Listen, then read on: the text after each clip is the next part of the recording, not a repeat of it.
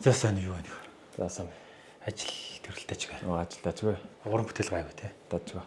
Гэрээр уран бүтээлээ гээл. Астрал аяллахын тухай өргөжлүүлэн 2 дугаар дугаараа эхлүүлж байна. Тэгээд мэдээж оролцогч маань мэдээж өөр хүн байгаа. Тэгээд энэ арай өөр өнцгөөс ярих бах. Би чи нэг хэсэгт астрал аял хийдэггүй байна уу? Энэ тэргээл янз бүрийн хүн хайгаал. Тэгэл зарим нь болохоор тийм хүн олдохгүй. Тийм байдаг юм уу гэл. Зарим нь болохоор байгаа яг тийм хүн олдно. Гэхдээ яг чиний контентэд орох хүн, подкастэнд орох хүн юу л болтаа гэл тэгсэн байхгүй. Хайсны эцэст ингээд хоёулаа холбогдлоо тийм. Миний ихний асуулт болохоор астрал аялал гэж юу юм бэ? Энгийн үгээр тодорхойлж тайлбарлаж өгөө. За, миний хувьд бол астрал аяллыг хүн өөрийн оюун ухаан болон ухамсараа энэ биеэсээ салгаад өөр орон зайд нэвтэрч чандын туршлага авахыг астрал аялал гэж одоо маш энгийнээр тодорхойлж байгаа. За энэ бол зүүднээс ялгаатай тал нь гэх юм бол зүүд болохоор зүүдээ зүүдэлчээд өглөөс ирсэн хойноо сандаг. Харин астрал аялал болохоор яг хүн астрал ертөнцид орсон үедээ тухайн үед хүний ухамсар болон оюун ухаан бүрэн одоо тэр цагтаа бүрэн оршиж идэг. Тэгээ энэ тохиолдолд хүн яг тэр цагтаа өөрийнхөө одоо эрх чөлөөгөөр бодож сэтгэх, мэдрэх, өөрийнхөө хүссэн үйлдэлийг хийх тийм ухамсартай, сонголттой байдаг. Тийм учраас хүн яг одоо сэрэг байгаа шиг өөрийгөө мэдэрч, ухамсарлаж, чөлөөтэй үйлдэл хийх тийм боломжийг олгодог. Энүүгээрээ бол астрал аялал нь зүүднээсээ бол эрс ялгаатай байдаг. За бидний бие ундаж амарч явах үед ухамсар маань энэ биеэ орхиод өөрийгөө гаднаас нь ажиглах тийм боломжтой байдаг гэсэн. Өөрийгөө гаднаас нь ажиглах тарихгүй одоо бие махбод байхгүй байсан ч гэсэн бодож сэтгэж одоо мэдэрч болох ийм төлөвт ордог. Астрал аялал хийхэд бидэнд туршлах хэрэгтэй юу? Ур чадвар хэрэгтэй юу? Ямар ч ур чадваргүй байсан ч энэ ур чадварыг суралцах боломжтой байдаг. Зарим хүн бол төрөлхийн одоо ур чадвартай төрсэн байдаг. Бүр жоохноосоо аялал сурцсан тийм хүмүүс байдаг л да. Гэхдээ ямар ч тийм чадваргүй байсан ч гэсэн энэ чадварыг хөгжүүлэх боломжтой. Шинээр одоо суралцаж танин мэдэж дадлаг туршлага хоригдлуулснаар астрал аялал хийх боломжтой байдаг. Одоо ямар ч зүйлийг хүн шинээр сураад хөгжүүлээд байвал сурч болгохтой л яг адилхан гэсэн үг. Астрал аялал хийхэд эрсдэлтэй аюултай зүйл бий юу? За эрсдэл аюулын хувьд бол айдас бол цор ганц эрсдэл гэж үздэг. За хүн астрал аялал хийхин тулд айдсыг заавал давах шаардлагатай. Айдсаа давсан тохиолдолд ерөнхийдөө ихэнх тохиолдолд эрсдэл гайгүй. Бараг 95% нь бараг гайгүй гэдээ бараг хэлцэхэд буруудахгүй тийм. Яг тэгэхээр хүн айснаасаа болж эрсдэл авах боломжтой байдаг. За жишээ нь одоо хин нэг астрал биеэр гараа явж илаа гэж бодъё. Сүнслэг ертөнцид нэвтэрцэн явж исэн чи гинт ямар нэгэн одоо үл мэдэгдэх өмнө нь харж байгаагүй тийм сүнс чөтгөртэй тааралдах. Тэгээд тэрнээсээ болоо хүчтэй цочрол авах, сэтгэл зүйн шоконд орох, энээс үүдээд цаашаага галзуурах ч юм уу те сэтгцийн өвчин тусах тийм одоо эрсдлүүд араараас ургаа гарчдаг. Тэгэхээр нэгэнд айдсаа давтсан хүн бол элдв янзын сүнс чөтгөр өмнө нь үзэж харж байгаагүй зүйлээ харах юм бол тэрнээс айхгүй. За энэ бол одоо астрал ертөнцид байдаг сүнсний ертөнц учраас хаасаагүй сүнснүүд байгаа. Тэгэхээр үзэгдэж харагдаагүй зүйлс угаасаа байдаг учраас энэс бол айх шаардлагагүй гэдгээ мэдсэн байдаг. Тэгэхээр айдсаа давтсан хүн ерөнхийдөө гайгүй. За миний хувьд болохоор яг 2012 оноос эхлээл астрал аяллыг сонирхож судалсан. За энгийн нэг өдөр Facebook ухаал явж исэн. Тэгсэн чинь яг астрал аяллын постыг олж харсан байхгүй. Тэрэн дээр үнэхээр одоо итгэмээргүй тийм үлгэрийн юм бичсэн байсан.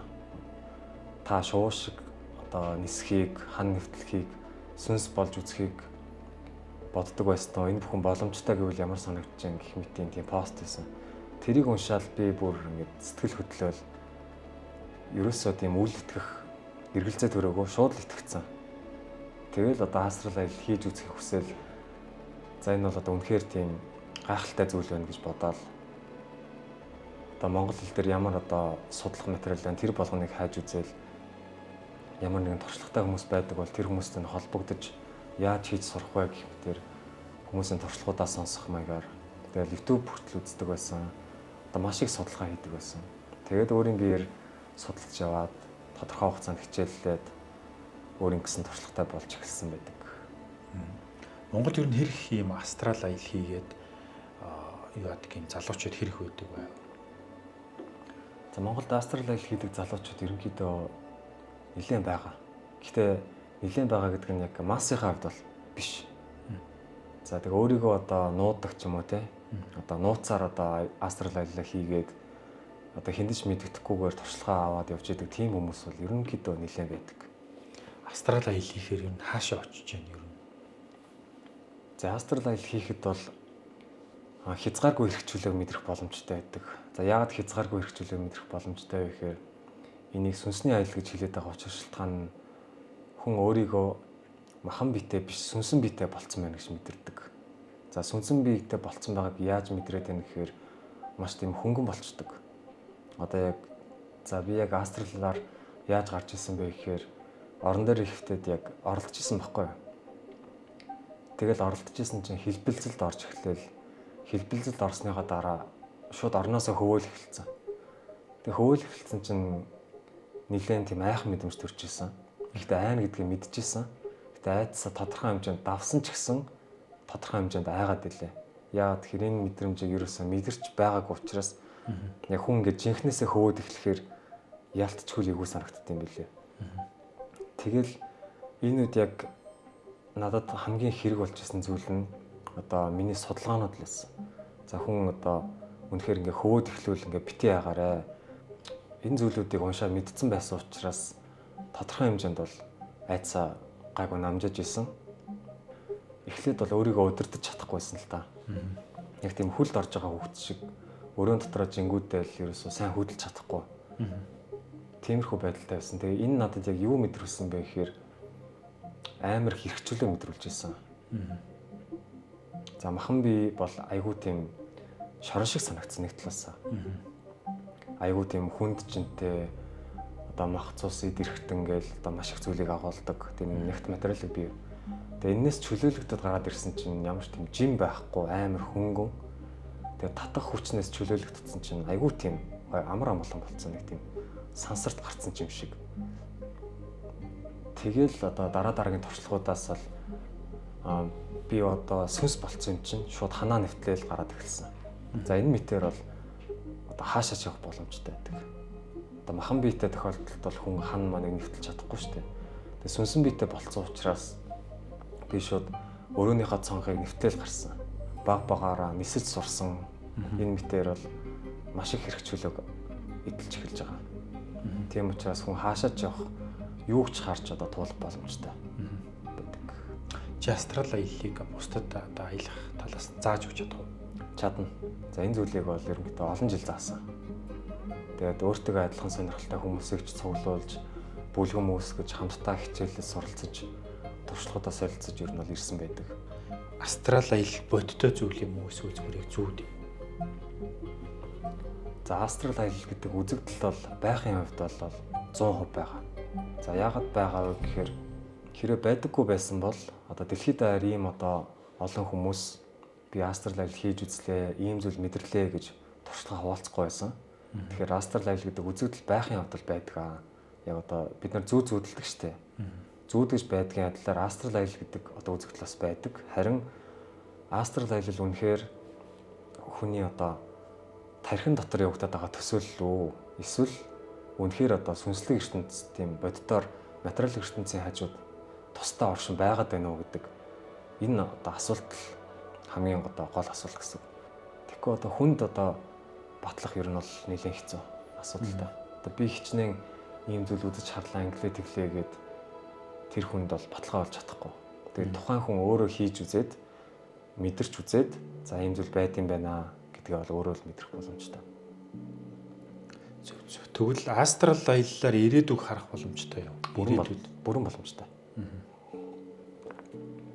Астрал ертөнцид болохоор өнгөрсөн одоо ирээдүйд цаг 3 хамтдаа байдаг гэж үздэг.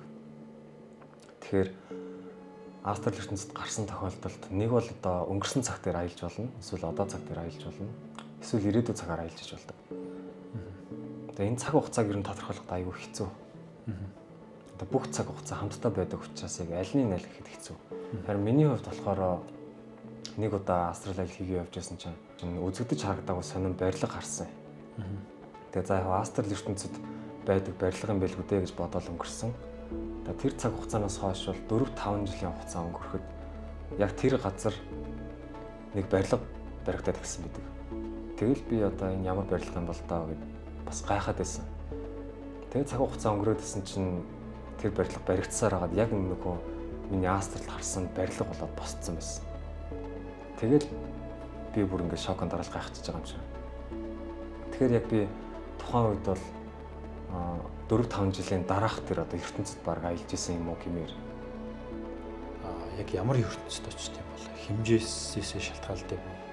За астрал ертөнцийн ерөнхийдөө 4 дахь хэмжээс гэж үздэг. За 4 дахь хэмжээст болохоор өнгөрсөн одоо ирээдүйн цаг хамт байдаг гэж түрүү хэлжсэн. За үүнтэй адилаар астрал бие гэрлийн хурднаас илүү хурд гаргаж чаддаг гэж үздэг. Тэгээ энэ нь болохоор астрал биеийг газар товчлох буюу телепорт хийх тийм чадамжтай болгодог. Мөн гэрлийн хурднаас илүү хурд гаргаж чаддаг гэж үздэг учраас өнгөрсөн одоо ирээдүгээр аялдаг тийм боломжтой болгодог. Тэгээ энэ нь болохоор одоо астрал ертөнцийн 4 дахь хэмжээс гэж тодорхойлоход одоо хүргээд идэг. Гэхдээ астрал ертөнцийн зөвхөн 4 дахь хэмжээсээр дуусч гинөө гэхээр бас тийм биш байгаад идэг. Одоо тэрнээс цаашаага 5, 6, 7 дахь хэмжээсүүд гэж бас оршин байдаг.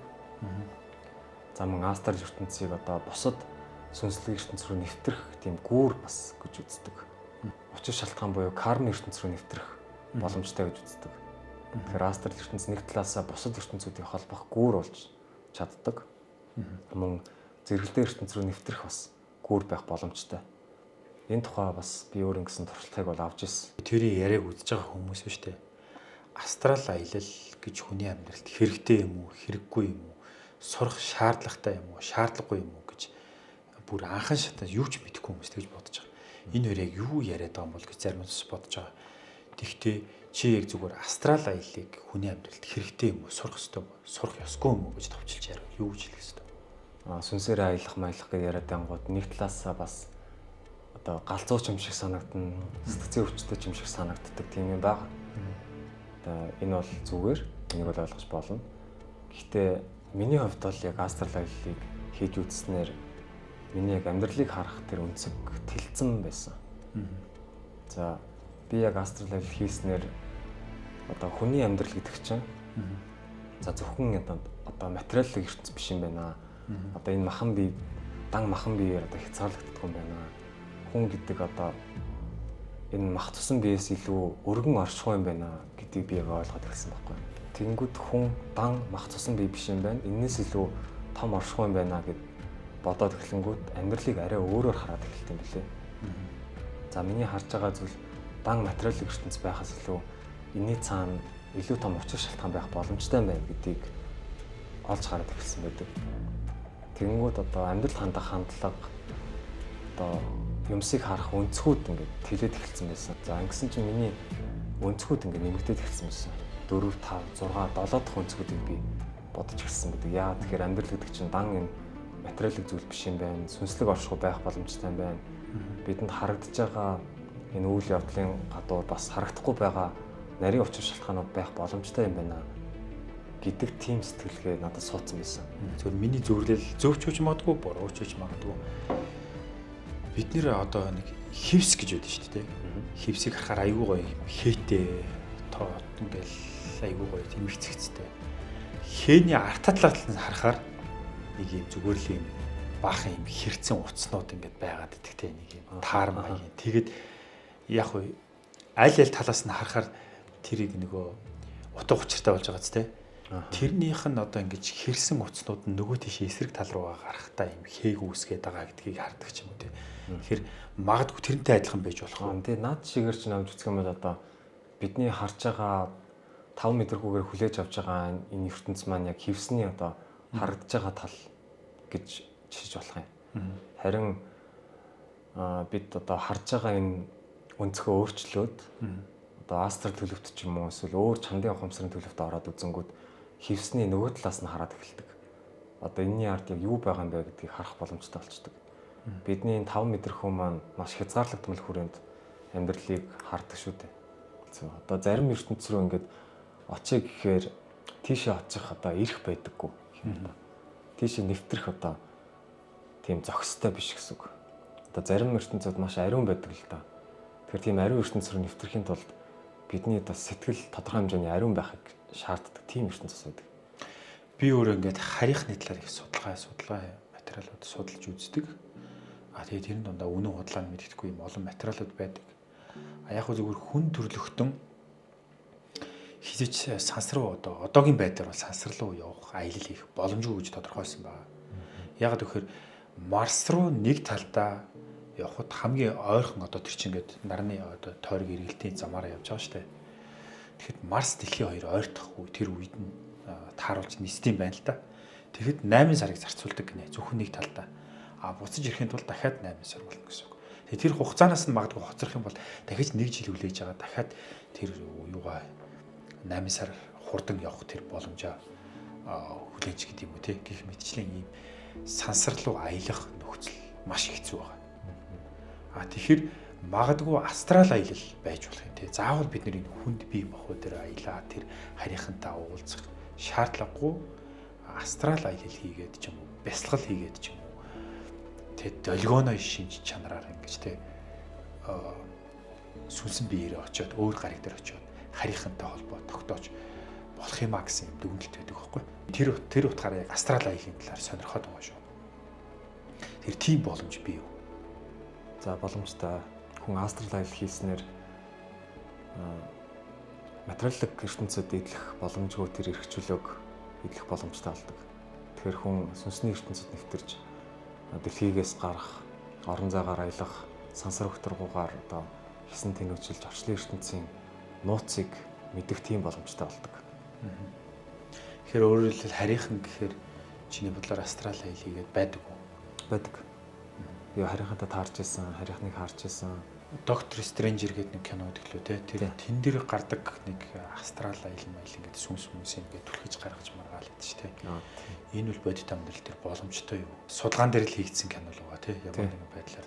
Ялангуяа Америкчууд чинь туранхай хүний дүр тоглохын тулд маш их турдаг. Шоронгийн хоригдл хүний тоглохын дүр тоглохын тулд шоронгийн хоригдлын амьдралаар амьдарч үздэг гэж байгаа Америкийн жүжигчид. Тэрэн дээр маш их судалгаа хийж гин гэсэн үг л дээ. Тэр астрал аяллаа тухай харуулсан тэр кинонууд баг тэр бодит амьдрал дээр үнэн гэсэн үг байж болох үү? Ер нь тодорхой хэмжээнд үнэн. Тодорхой хэмжээний фантаз байгаа л да. Уран одоо зөвлөлт. Тодорхой хэмжээнд бол үнэн гэсэн үг. Астрал аяллаар ирээдүг харах боломжтой юу? Ирээдүг харах бүрэн боломжтой. За астрал ертөнц нь өөрөө өнгөрсөн одоо ирээдүйн цагийн нэгдэл гэж үздэг. Тэгэхээр астрал ертөнцид нэвтэрсэн хүн ирээдүйн цагт болж байгаа үйл явдлыг урьдчилж харах боломжтой. Мөн өнгөрсөн цагт болсон үйл явдлыг ч гэсэн харах боломжтой байдаг. Одоо цагт одоо өрнөж байгаа үйл явдлыг ч гэсэн харах боломжтой. Бүх зүйлийг бол одоо мэдэхгүй зүгээр өөрийн мэддэг зүйлийг хаваалцъя гэсэн. Энэ дээр бол үнэн гэж та бүхэнд тулахгүй. Энэ дээр бол ямар нэгэн байдлаар баталгаа өгөхгүй. Тэгэхдээ үзэгчид та бүхний одоо мэрэгэн оюун ухаан бид хоёрын ярилцсан зүйл дээр дүгнэлт өгөх бахаал гэж би бол хэлмээр байна.